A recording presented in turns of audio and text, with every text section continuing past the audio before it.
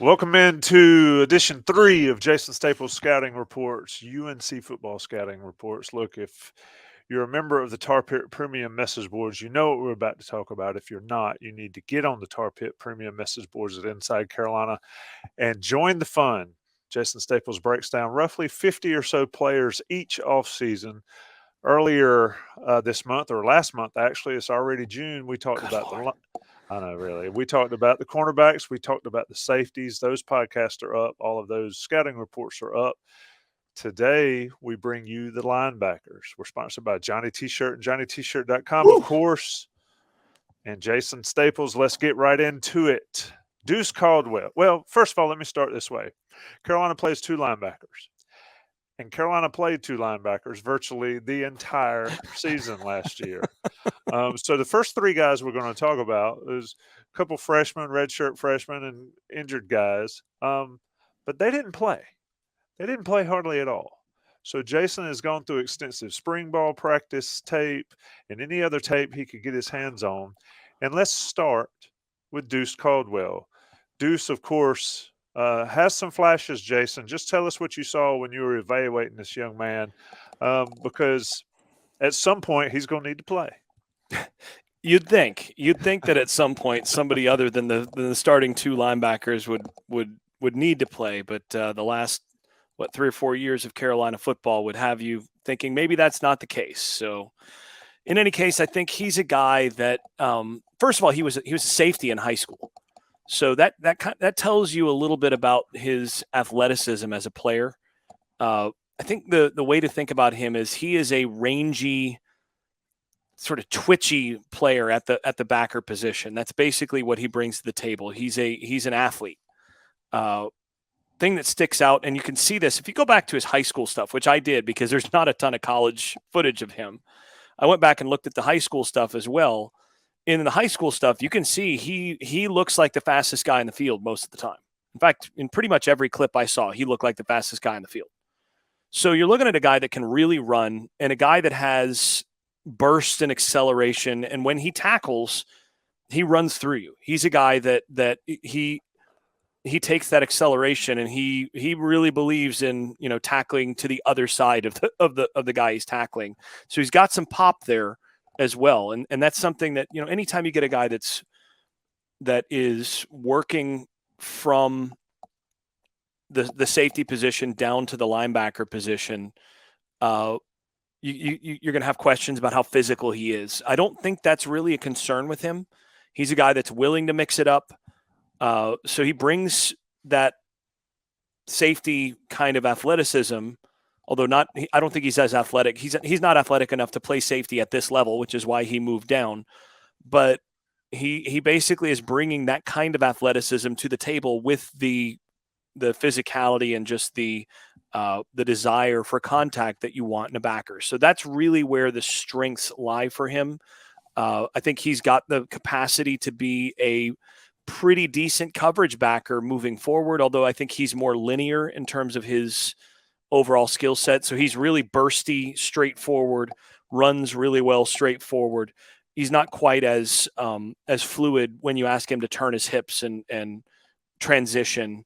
And so in terms of his footwork and some of those things, he's not as fluid as what you'd like for a true coverage backer. But I think with his speed, he's a guy that can play sideline to sideline and isn't going to be a guy that's going to be a huge liability in coverage because he can run with more of those players that he's going to wind up having to match in coverage or wall off on verticals, that sort of thing. He's got the athleticism to do that stuff, and that's what he brings to the table. Yeah, and he's got a little bit of thump. I mean, obviously, he had a play in the spring game that you talked about a lot. But I want to wrap up the discussion of Deuce Caldwell with your player comp. Now, these always are funny to me, and they get people worked up or they get people really excited. And your player comp for Deuce Caldwell is none other than Cedric Gray. And Cedric Gray has been a flat-out stud. We'll talk about him later in this podcast. What did you see in those two guys that made you sort of add that for Deuce Caldwell's potential to be another Ced Gray? Well, I mean, these comps are really about finding somebody who, in terms of body type, style of play, some of those sorts of things really matches on. And there's not an easy immediate comp that stood out for Deuce, but when you look at it, he's a pretty similar size to Gray. Both of them played, back end safety type stuff in high school. Both of them pretty bursty athletes. I don't think he's quite as fluid as Sed is in terms of turning and running, but similar kind of instinctive player with burst, moving from the back end to the middle of the defense. And just some of the physical similarities stood out, I think, is the biggest thing that I gathered there. Again, I don't think he's quite as fluid as Cedric, but otherwise there's a lot of things that I think do sort of match up there. Yeah, and one thing about, and Mac Brown's talked about this a lot, and this is tough to deal with in the portal. And this is what is for a lot of these guys that'll play behind the starters, is they're very important on special teams. And Caldwell's shown a willingness to get in there and go hit somebody and on special teams. And so that'll pay dividends for him if he doesn't get on the field as one of the linebackers. And we'll talk about why that is iffy at this point in the season, but I do feel like Caldwell can play his way into some meaningful snaps, and I see that you've included that as well on your scouting report. So Deuce Caldwell, a young man who will provide valuable special teams help, and potentially be special at the linebacker position for North Carolina. Going down the list, Amari Campbell. Now, this is another guy. When you listen to the coaches, they mention his name. And we've talked about Sed Gray and, of course, Power Eccles, and we'll talk about Sebastian Cheeks in just a second. But what did you see from Amari Campbell? Another guy, similar sized as Deuce, similar size, 6 foot-ish, 230-ish pounds or whatever. Yeah, I don't think he's anywhere close to 230, but yeah, the list, got to remember, the listed weight on the roster is aspirational at North Carolina. They are not putting the guys' actual weights down. So, your mileage may vary. The weight may be within 15 pounds. It's kind of like a plus or minus 15 pounds on the roster that you have to go with. And you kind of have to eyeball these guys to get a sense. I think he's closer to 6 foot, maybe 220. But anyway. I list my weight aspirational. So if somebody says, how much do you weigh? I say, I'm 215. Aspirationally. Early enrollee, 3-star. What from Campbell, sort of break down what you saw from Campbell's tape and Campbell's history. Obviously, brand new at Carolina, got some early important reps in the spring. What does he bring to the table that North Carolina fans can look forward to? I think he's an instinctive guy. He did not look like a true freshman out there in the spring. I think he's a guy that he's shorter than you'd like, and doesn't have a whole lot of length. Some guys are short but like super long, and that means that the actual height doesn't matter that much. I think Campbell is a guy that he's just on the little bit shorter than ideal side at 6 foot, and he's a legit 6 foot in terms of length. But he is a guy that is strong through the core. He already looks like he's been in the weight room a good bit, thick through the hips and thighs. And he's actually pretty fluid. So I don't think he's as explosive or bursty moving forward as Deuce is. But I do think he's a guy that is a little bit more fluid when he's asked to turn and move and, move his hips and all of that. He's a very a balanced type of player. And you can tell, a lot of linebacker coaches that I talk to like getting linebackers who played running back in high school. And he's a guy that played running back and played it pretty well in high school. And you can kind of see that in terms of how he sees stuff in front of him and just how he moves and all that. He looks like a converted running back playing linebacker right now. And that's a good thing. That's not a knock. That's a good thing just in terms of how he naturally sees what's coming in front of him. He's got good feel. And he's a guy that I think has the capacity to be, again, another kind of sideline to sideline type player. and a guy that I think has the quickness, the short area quickness, to be pretty good as a match defender and underneath zones and that sort of thing. So again, sort of your new age type linebacker that you would expect for this kind of two linebacker defense. I think he's a guy that fits well there. It's going to take a little bit more time for him in terms of he's not coming in with five-star body ready to go, NFL body right out the gate. But he does have pretty good overall maturity and some thickness to him. So he's a guy that I think can be a really good contributor on special teams, and then is a guy that's going to contend for a role in 2024. He's not and is not a guy that if he's on the field this year, I don't think he's a guy that hurts you a bunch because of those instincts. Those instincts are pretty good, I think. Yeah, potential to be a good player. Another one of those guys that got to see him on the field. Got to see how they develop. That'll be a big deal for Tommy Thigpen, Gene Chizik this year, is to develop guys. And another one of them that needs to develop is Sebastian Cheeks. And Cheeks is a young man. I believe he was on the cover of one of the school magazines early on. He's been hurt, he's been injured, but there's a lot to like when you talk about Sebastian Cheeks. Jason, sort of break him down for North Carolina fans. Yeah, if you draw up a new age linebacker in terms of the height, weight, speed, quickness, fluidity kind of mix, it would look a lot like Sebastian Cheeks. I mean, he really is pretty close to prototypical for an inside off the ball linebacker in a modern defense these days. He's every bit of 6'3". I think I think they list him at 230 as well, but I think he's closer to 225 or so. He has put on some of that weight.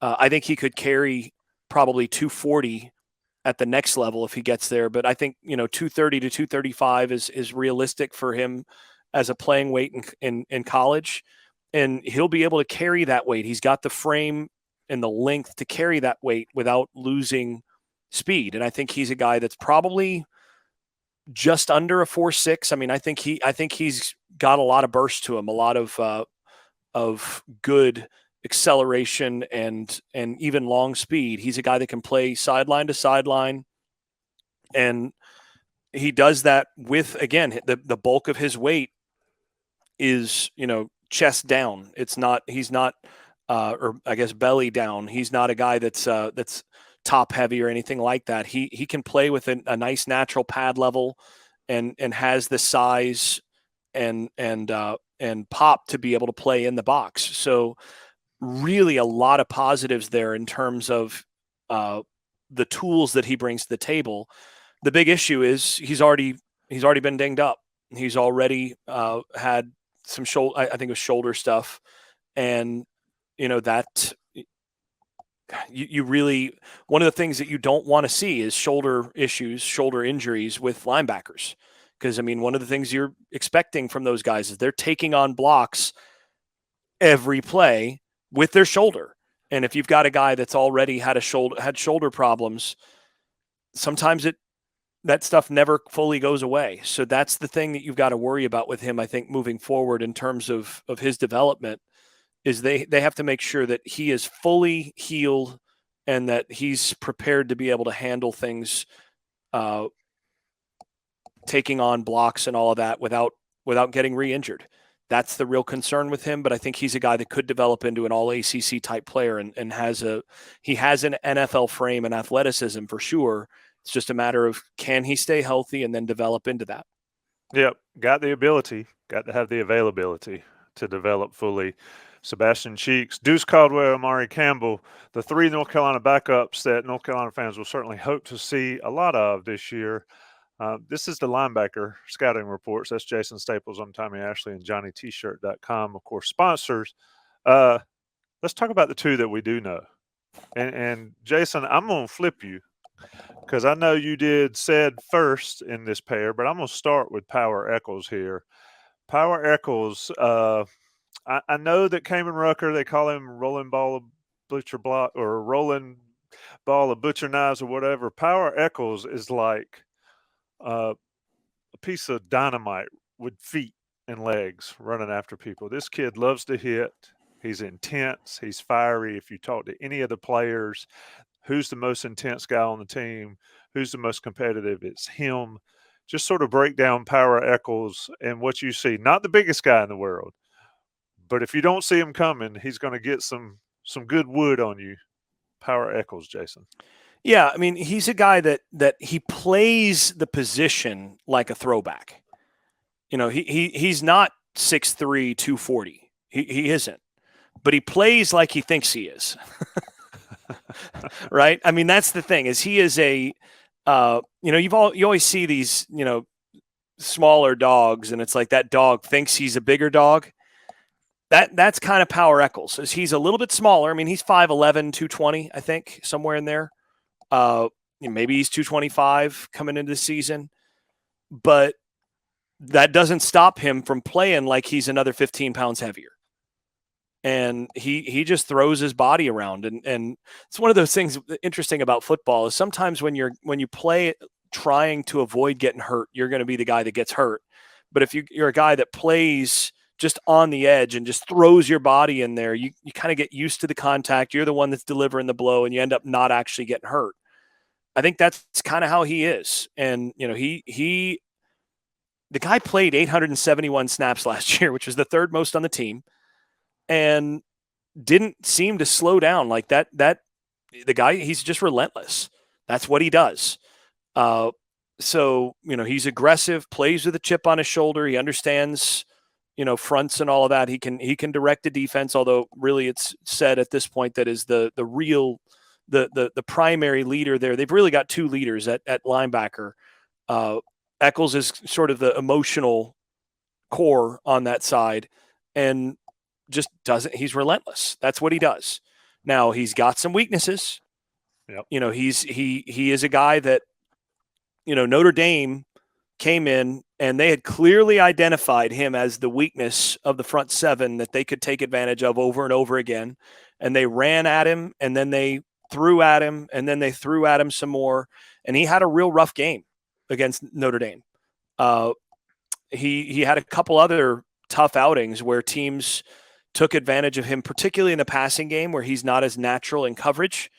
You know, he needs to clean up his initial footwork. There are times where his diagnosis of what's happening in front of him is just a hair slow.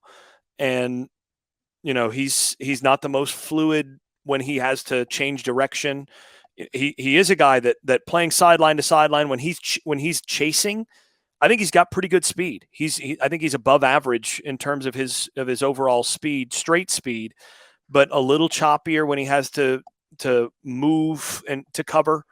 And teams took advantage of some of that last year, especially through the first half of the year.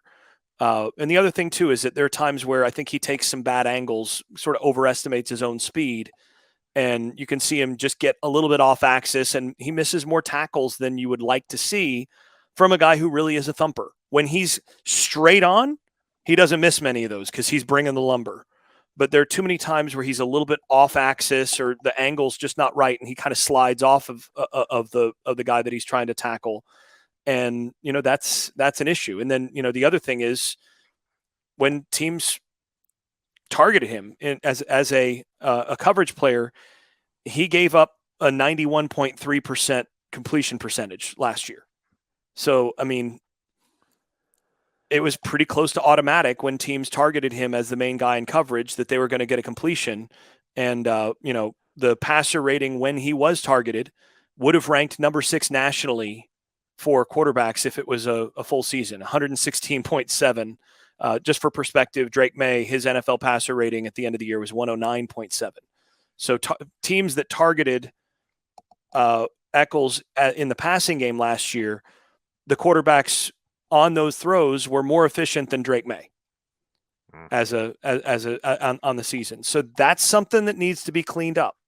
The good news on this is I thought there was significant growth in the last 3 games of the season there. I thought he played well against NC State, and NC State's a team that throws a lot to their backs and tight ends.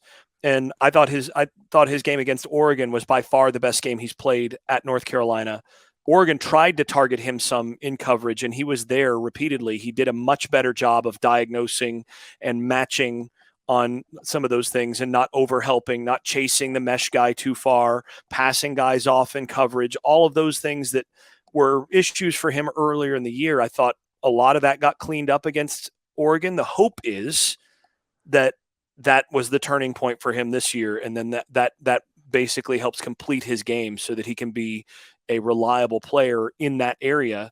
And now all of a sudden that really solidifies a core part of Carolina's defense that was a weakness last year. Yep, and let's turn to the last guy on the list, Cedric Gray.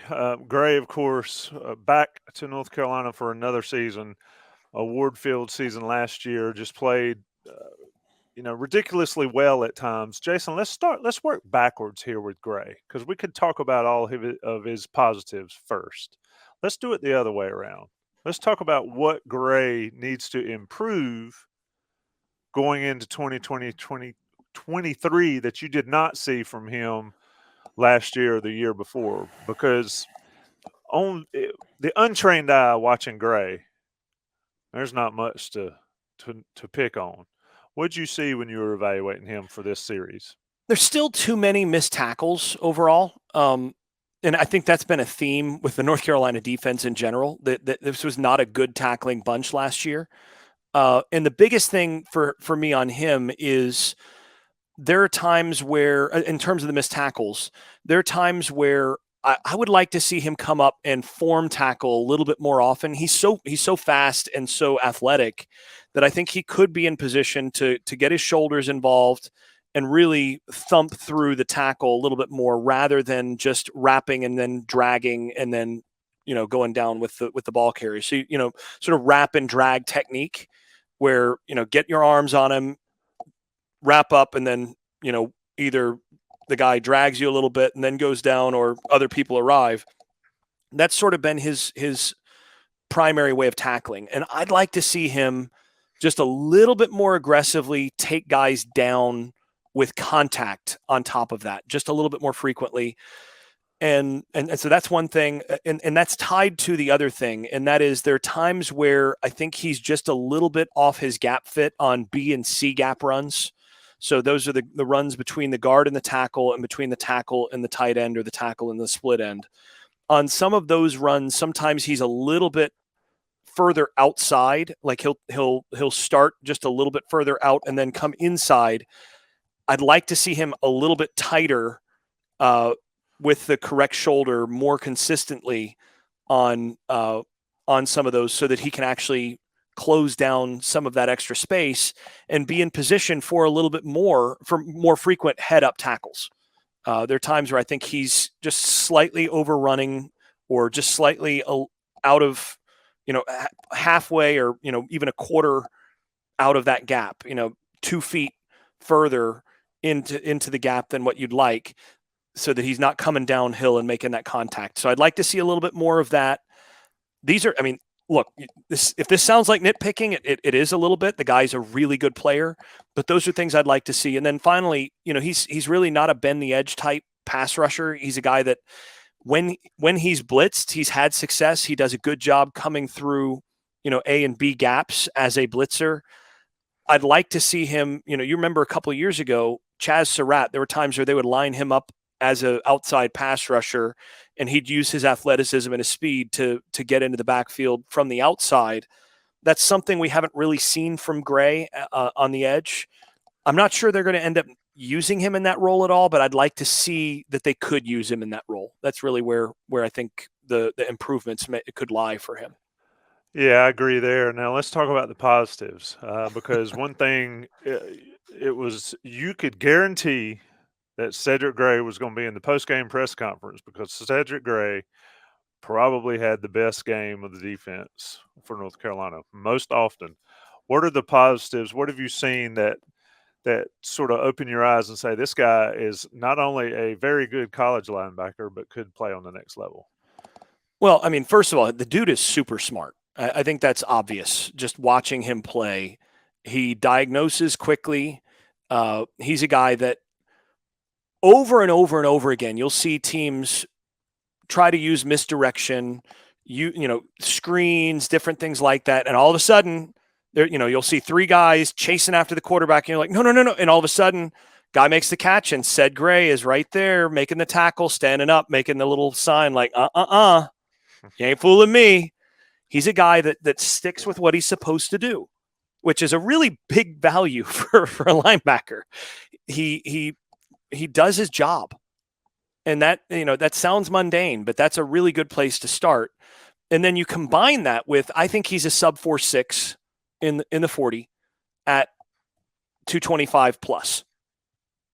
He runs like a lot of safeties at this level.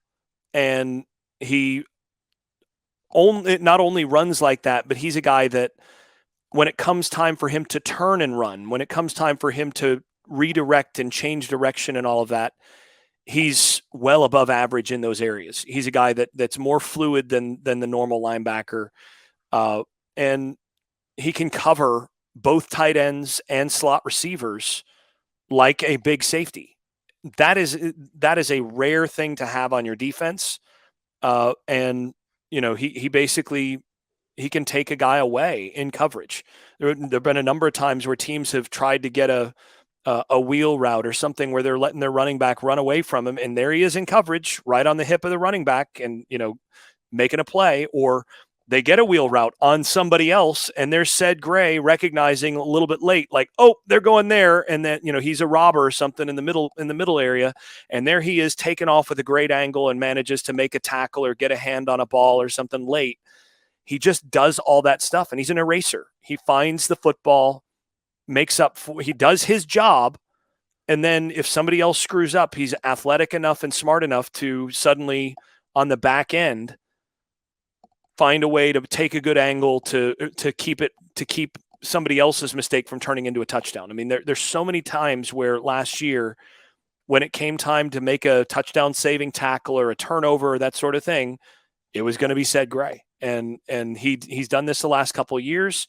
Last year, he paired that with really just doing his job with a high level of consistency and being in the right gap, making consistent plays as a coverage player, and just consistently being a steady presence on the inside. So, I mean, there's just a ton of things that he does well. How important is it to have a guy like that basically leads the defense? Make sure people are lined up, make sure all of that. What is Ced Gray's importance to North Carolina's defense? Well, I mean, it's like having a quarterback that you can build your offense around. I mean, that's really what it is you're making sure if there's one guy out there who makes sure that everybody's in the right gap up front, that's pretty valuable because, more than 50% of the time, a big run happens when somebody's just in the wrong gap. And so if everybody's just in the right gap and plays with physicality in the proper gap, then you can have a good run defense.